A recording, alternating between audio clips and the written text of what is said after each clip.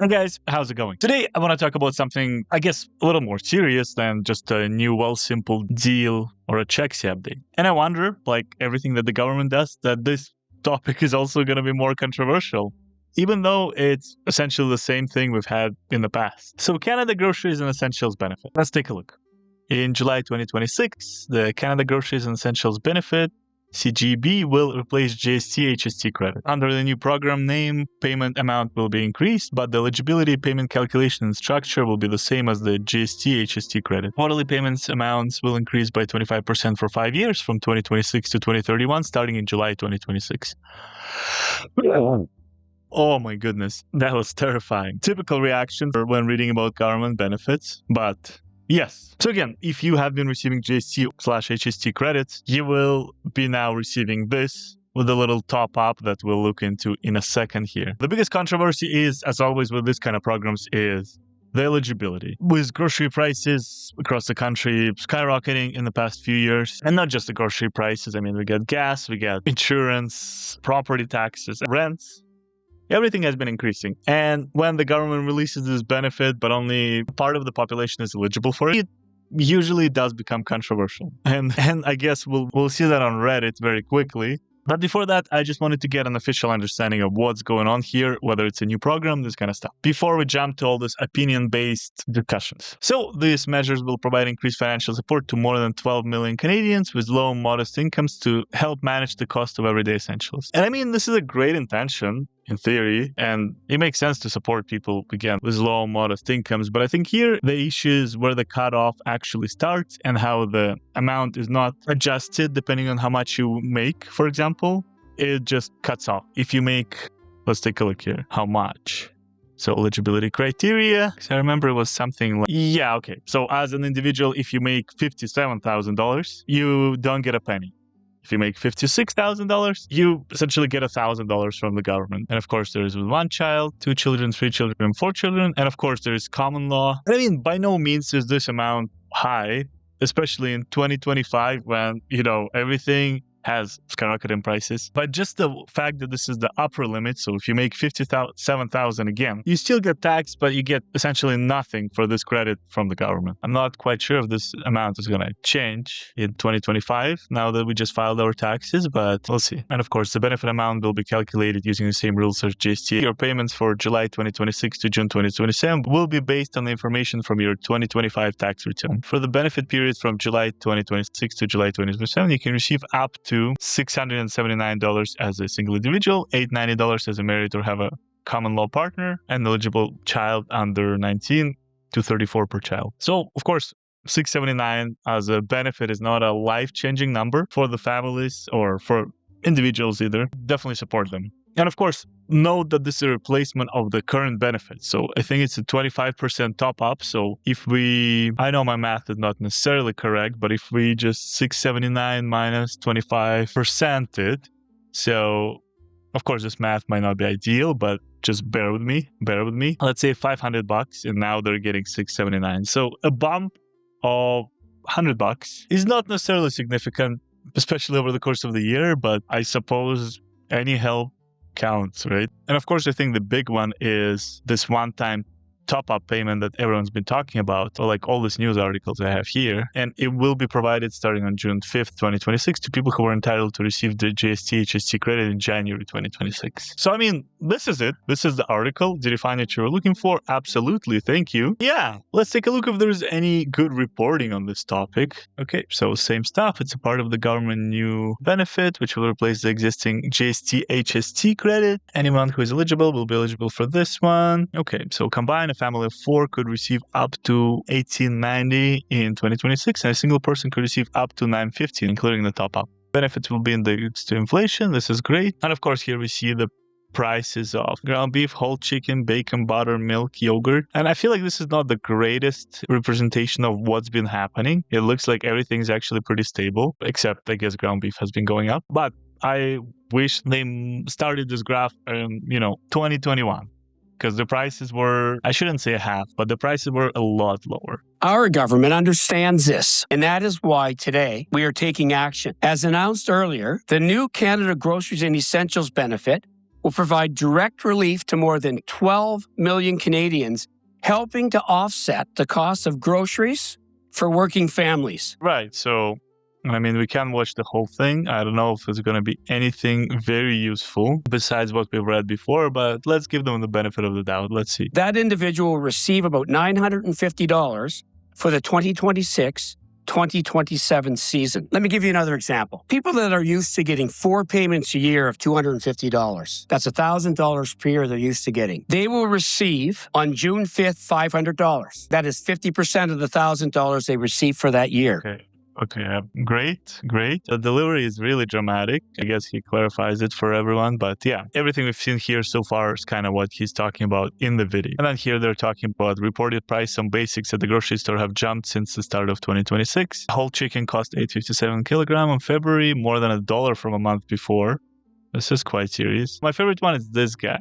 500-gram pack of bacon, for example, fell 6 cents. So I guess good for the bacon, but I know it's their job to record these drops. But if I go to the grocery store and I see that the pack of bacon is on average 6 cents cheaper, I do not think that's going to make a difference in my life. And of course, this website, ourcity.com, is a lot more fun. We got a Zeus here, casino.org. It's just $10,000 giveaway. You got a little scrolling going on here that we can get going. A little colorful picture here. Some ads. Weekly newsletter. More scrolling. Another ad for the Zeus and gambling. Again, weight loss calculations. Probably Wegovy ad. This website is absolutely great. I love it. I wish. Starling. Yeah, this website is. They gotta make money, but this is just garbage that rehashes the same information. So that we have right here in CTV. So thank God for that. Oh, I didn't see this guy. Yeah, I guess there are just ads everywhere. Oh, I suppose that's better than gambling. Okay, let's see this guy now. Again, I think it's the same rehash of everything. We get the mailing box, benefit. Yes. I mean, again, what's a one-time payment could look like? I guess we haven't actually looked at the numbers, but I believe that's $267 for a single person without children. So that's 50% of their yearly of what they have been eligible for. Married couple, for person married or not with 2 children. And I think it's pretty easy to calculate again if you're eligible for GST or HST rebate. Just calculate the 2 previous payments. You'll get a good general idea. And yes, of course, everything else is very similar. I guess they have some extra numbers. This benefit comes at a time when Canadians are feeling the pain of rising food prices that are set to rise a further 4 to 6%, according to Canada's Food Price Report 2026. That means a family of 4 will spend nearly $1,000 more this year on groceries than they did last year. Which is, again, this is groceries alone, right? There is gas, there is insurance, utilities, and probably lots of things I am kind of overlooking. Mortgages, car payments. So this is absolutely insane. I mean, that's a lot of money. Concerns about rising grocery prices and factors that might be influencing the rise are also behind federal NDP's recent push to ban predatory pricing model called surveillance pricing. We will not look into this. Oh my God, I'm really curious what it is. That's how they get you. Of course, the benefit comes. The CGEB arrives as many Canadians face fewer financial support than last year. As per the Toronto Star, the Carney government's cancellation of Canada's carbon rebate and carbon taxes on fuel earlier means a family of 4 in Ontario will be losing $1,120 in the previous 8 this year. And of course, I know the carbon rebate and the carbon tax have been incredibly controversial topics. I don't know, one day maybe we'll get into that. But this day is not going to be today. This is already controversial enough. And I keep saying this, but let's look at this. Let's look at what people on Reddit are saying. So I think they say personal finance usually is the most, reasonable subreddit, but we'll see. Just noticed GST rebate now being called Canada Groceries and Essentials benefit. I'm wondering why the branding has changed. Did I miss something? And yes, they just announced it. Yes, he means the announcement and all the ads. It's an annoying change in title and makes us believe it's an entirely new and large rebate. It's 25%, which is still welcome. I don't mind this. GST rebate was a weird name considering it has nothing to do with how much GST you've paid.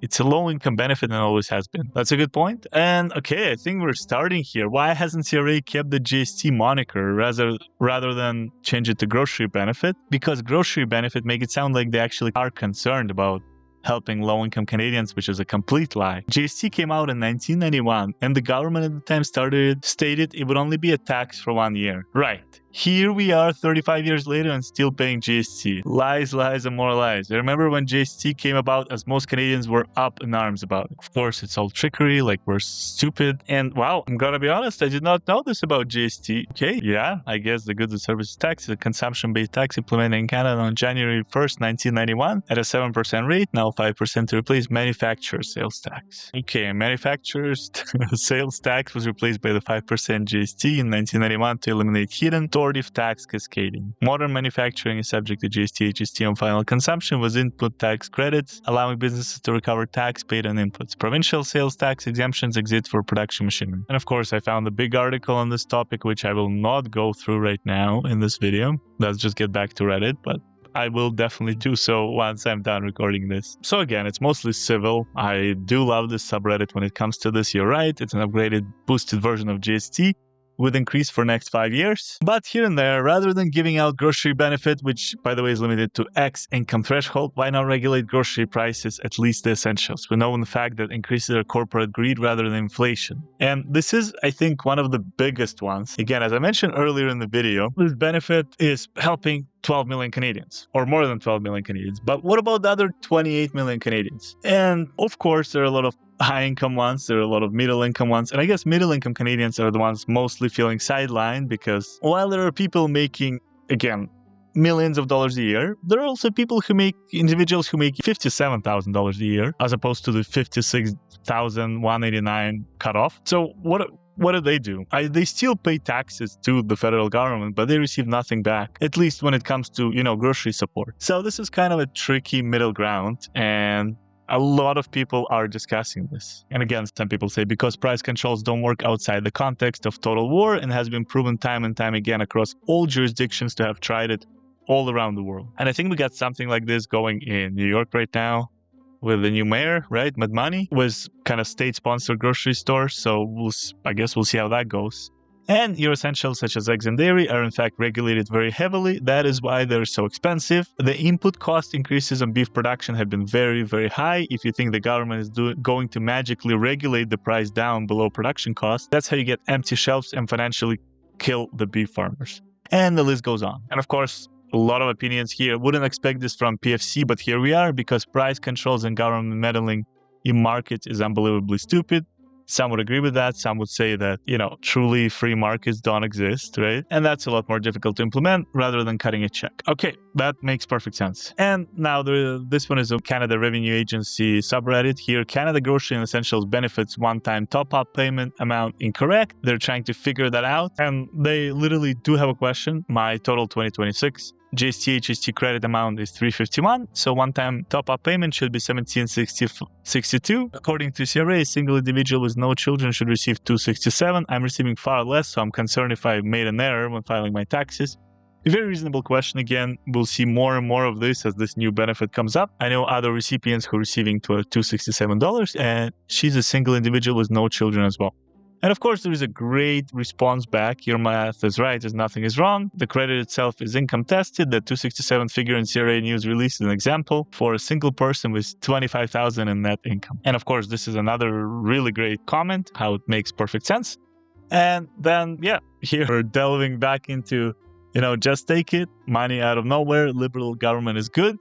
And some people say liberal government is not good. It's not money out of nowhere that comes from taxing working people. Yeah, take it, but the liberal government is not good. The cost of groceries has doubled in the past 10 years. And we're not going to discuss this, but you can see that this, again, is a fairly controversial take or a fairly controversial action by the government in this case. And of course, this is my favorite subreddit when you're looking for some hot takes. Just r/Canada. And it's a very simple article. Canadians to get one-time grocery benefit payment this summer. And it's just a binambloomberg.ca article. Again, all the same information we've seen on other websites. In fact, it looks like a rehash of the CTV News one, like identical one. But anyways, let's look at the comments now. No, only some Canadians will get it. The rest of us will pay for it, even though we can't afford groceries either. In related news, Canadians will also experience a significant bump in grocery prices at the exact same time. Galen will make it happen. Middle class gets shafted again. 59,000 cut off, really? couldn't they have just clawed back some based on income at least? But shit like OAS has a full cutoff of 154K and only starts getting cut off at 90K. Really? Fucking hell, man. And don't worry, the OAS cutoff will be at 60K by the time millennials retire. So OAS is old age security, in case you don't know. First of all, yes, as I mentioned multiple times again, 59,000, 100% cutoff. It doesn't feel fair to, again, people who make 60,000 because, it wouldn't feel fair for people who make 60,000. Sure, they could receive less benefit, for instance, but the fact that they would receive absolutely nothing doesn't make sense. And that's a good point. I mean, old age security has a system implemented where you get cut off fully if you're making 154,000 a year and start slowly clawing back some of the money that you're getting from the government if you're making 90,000 a year. But here it's all or nothing at 59,000. So of course there's more complaints about more like you'll owe 60K by the time we retire. I'd be lucky to only owe 60K by that time. Current mortgage won't be paid off until I'm into my late 60s. I'd wager millennials will never see OAP, CPP, or any of that stuff we paid 45 years into. And okay, we're not gonna jump into all this fear mongering. I mean, whether it's possible or not, I'm not gonna discuss this in this video. Firstly, I haven't actually looked into this, and secondly, it's a very, very long thread with many, many replies. But all I wanted to do is just skim on top of this. How about we figure out the causes and address this directly? What's the extra money? Where is the extra money going? Are farmers making more? Are processing plants making more? Warehousing, transport, retail? Somebody's pocketing this money. How hard is it to figure out who? They need to bust up the grocery retailers. It's a monopoly market that participates in price collusion. And a family of 6 living on 75K doesn't qualify. That's a big one. And the requirements of these benefits are always an absolute joke. Oh, joy, another benefit I don't qualify for because I make over 56,000 a year. Absolute joke. And once you read them, you get riled up. You're like, okay, well, look, there are so many credits being given out to, again, companies to support innovation. There's so much money being spent. And when it comes to this, 56,000 in 2025, or 75K for a family of 6 is not a lot of money to thrive. And in that case, whether 2,000 will help or not, I don't know. And a big concern always, the same as, when CERB happened during the COVID, that's part of this inflation spiral that we're in, the downsides of printing money to subsidize food costs. Again, I mean, in theory, every Canadian, or so many during COVID, have been receiving $2,000 every month. And what has happened in 2021, 2022 is you see that absolutely ridiculous inflation on food prices, subscription prices, utility prices, insurance prices, everything. And while this is obviously not the same scale by any means, again, it's just a bump of 25% to the GST, HST that has credit that has been given out for many, many years now, it's still contributing to the costs. And Canadian grocery stores are really great at raising their prices to match these new benefits. They're really fast when it comes to that. So there is that. Oh boy. That was quite a journey down the memory lane. We've seen the actual article. We've seen some Zeus casino ads, which was really great. That was really fun. I think it was right here. We've seen some Zeus casino ads. We've seen some articles about GST being implemented in 1991 as a replacement to the manufacturing tax or manufacturer tax. We've watched Wayne Long, the Secretary of State for Canada Revenue Agency and Financial Institutions, give us a little explanation of how the numbers work, how he got to these numbers. And of course, we went to Reddit to, get some reasonable help from people and some spicy stuff on the Canada subreddit. If I kept going, we could have kept going for another 40 minutes here because it's very, very, very, very long and people are complaining a lot. So anyways, what do you guys think? Would it have made more sense if this benefit was made available to a larger, subset of the population? Perhaps you get less of it if you make more money and more of it if you make less? Or does this hard cutoff of $59,000 makes sense to you? And of course, as everyone is saying, can the government actually bring the grocery prices down? Is that actually possible? Because everyone is talking about it, and not just in Canada. And this was happening in the US, in Europe, in Asia, everywhere. This post-COVID, inflation growth or inflation skyrocket, whatever you want to call it, has really damaged a lot of economies. And of course, the situation in Iran that we're in currently is not helping. So what do you guys think? Is there a more pragmatic or more systematic way for Canada to tackle this? Let me know in the comments down below. If you have some ideas, if you want me to cover something, it might be with some tangents that I go on, but it will be some sort of coverage anyways. So thank you guys for watching, and I'll see you in the next one. Take care.